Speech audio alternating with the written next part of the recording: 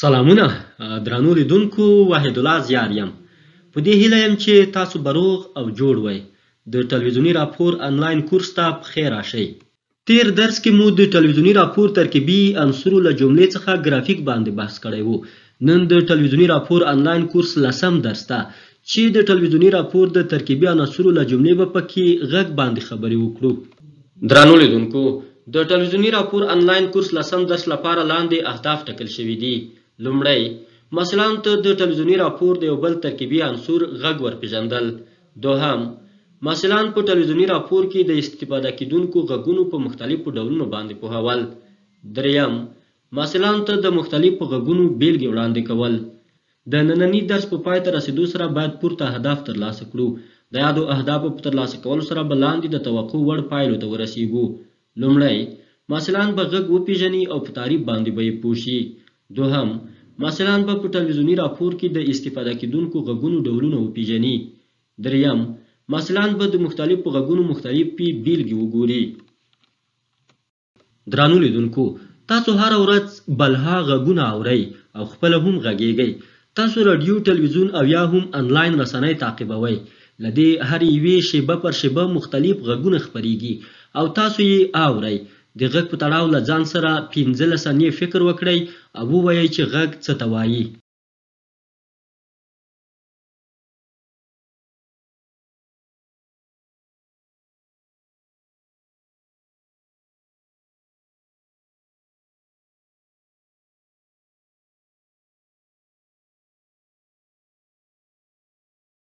درنو لیدونکو ستاسو له فکر او جواب څخه مننه مخکې له دې چې غږ باندې خبرې وکړو ورځو د غږونو مختلفو بیلګو ته غوږ ږدو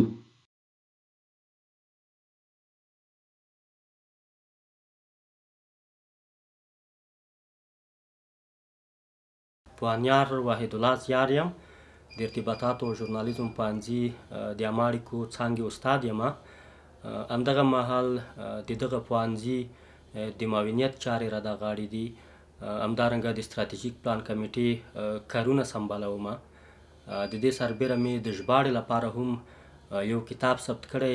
دوسیه وزارت ته تللې ده څو د پوهنمل رتبې لپاره له انګلیسي ژبې څخه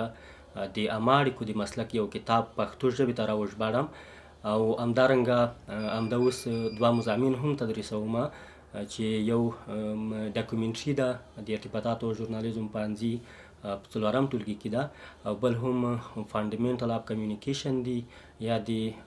ارتباطاتو اساسات دي چې کمپیوټر ساینس پوهنځي کې 2م ټولګي کې تدریسیږي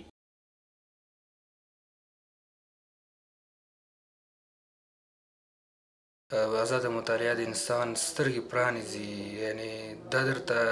ښیي چې په نړۍ کې څه تیریږي په ټولنه کې څه تیریږي څه بد دي څه ښه دي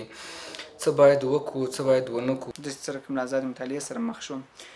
ناولونه مې ولوستل انګېزشي کتابونه دا مې ولوستل نو زما او د مطالعې ترمنځ هغه شته فاصله شته فضای له منځه یو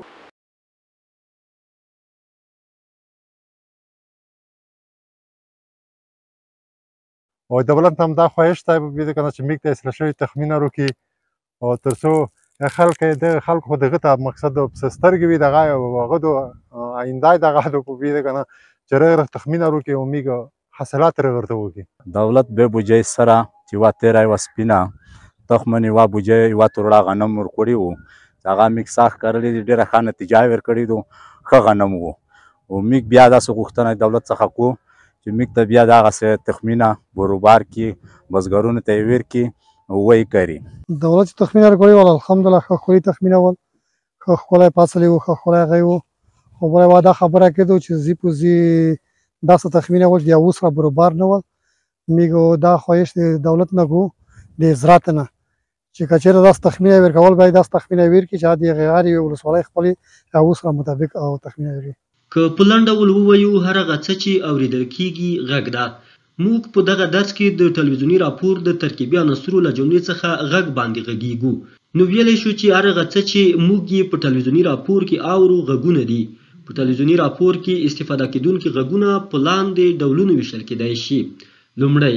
د ویان غږ دوهم د سرچینو غږونه دریم طبیعي غږونه څلورم میوزیک.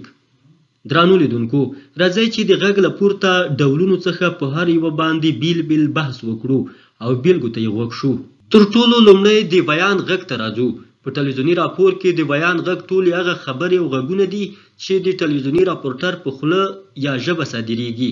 په ټلویزیوني راپور کې استفاده او خپریږي. ورځو د بیان د غږ بیلګه اورو.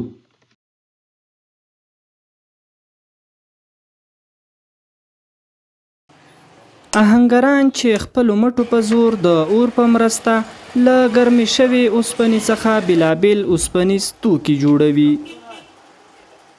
دوی وایي کارونه مو د تیر په نسبت ښه شوي خو په اړونده برخه کې همکارۍ ته ضرورت لرو. درانو لیدونکو د بیان په غږ باندې وپوهېدو. اوس هم ورځو په ټلویزیوني راپور کې د استفاده کېدونکو غږونو له جملې څخه د سرچینو په غږونو باندې خبرې کوو.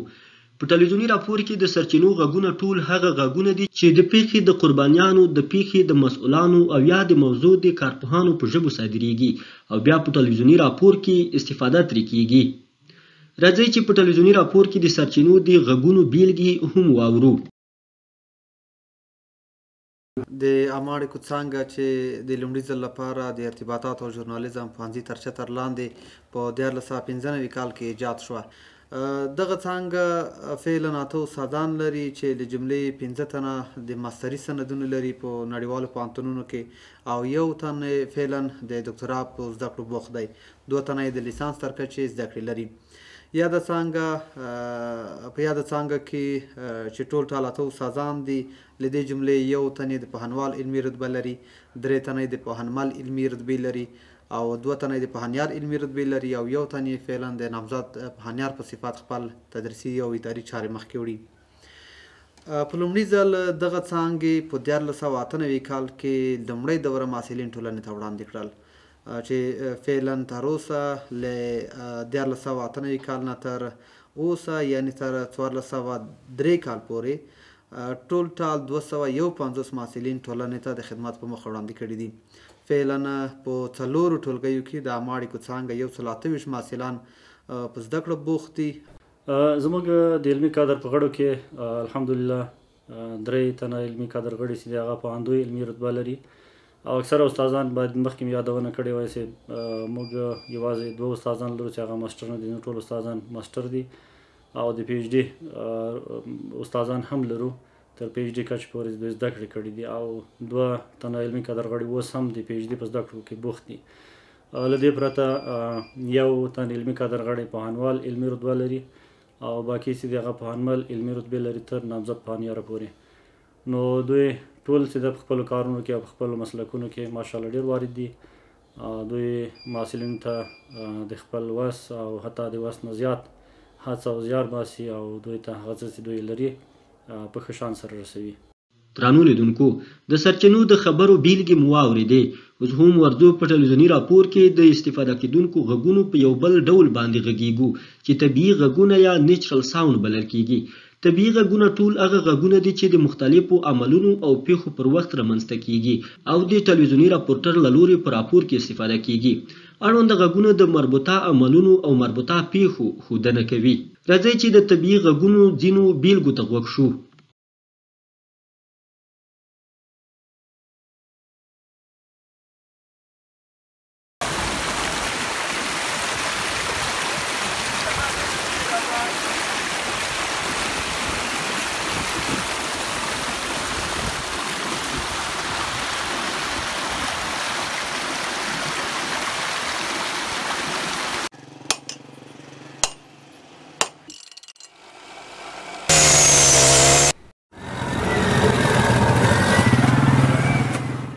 درانو لیدونکو په ټلویزیوني راپور کې د استفاده کېدونکو غږونو یو بل ډول میوزیک ده چې ممکن وخت نه وخت په ټلویزیوني راپورونو کې ترې استفاده وشي.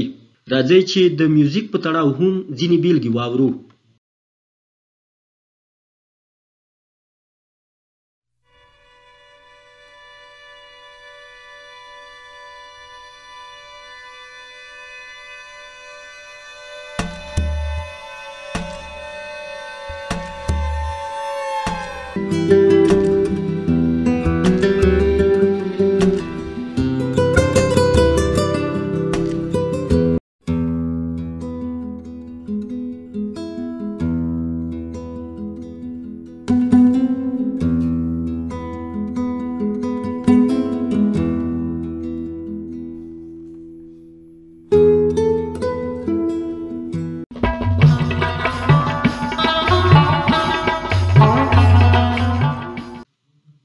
درنو لیدونکو د ټلویزیوني راپور آنلاین کورس لسم درس په همدغه ځای پای ته رسیږي. په دغه درس کې د ټلویزیوني راپور ترکیبي عناصرو له جملې څخه پر غږ باندې وغږیدو. د اړونده درس لپاره له دغه سرچینو یا مخزونو څخه استفاده شوې ده. که د اړونده درس په تړاو پوښتنه او یا هم نظر لرئ، د پوښتنو او تبصرو په برخه کې شریک کړئ. له توجه مو یوه نړۍ مننه.